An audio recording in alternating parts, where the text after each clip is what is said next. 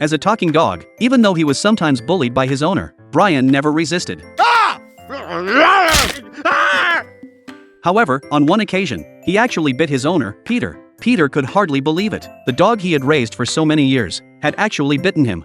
Wow, where did that come from? God, that was so intense. From then on, Peter had a lingering shadow in his heart. Every time he saw Brian, the scar on his arm would ache faintly. At the same time, Brian's behavior became bolder and bolder.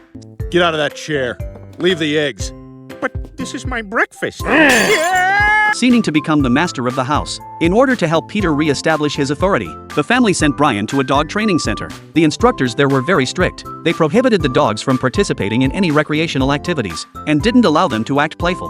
Oh, it seems we got us a comedy dog.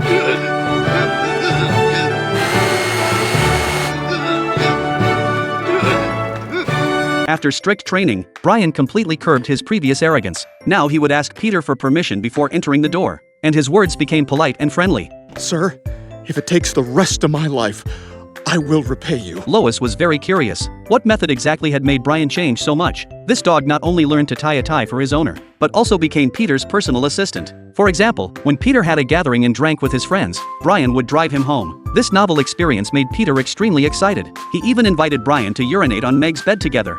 Pee in her bed? I could never do that. But the experience at the dog training center made Brian overly respectful to humans. He no longer dared to urinate in the house casually. This made Peter feel a distance between him and Brian. Their relationship was no longer like that of friends, more like a superior and a subordinate. Later, Peter felt a guilty conscience. He told Lois that he missed his former intimate good friend Brian more. At Lois's suggestion, Peter secretly came to Brian, who was sleeping soundly, and bullied him in an affectionate way again. Ah, damn it! What the hell, Peter? Oh my God! Peter felt guilty for this. He realized that trying to change Brian was a mistake. In fact, it was his own fault for being bitten. In his heart, Brian had always been the best dog, and also his best friend.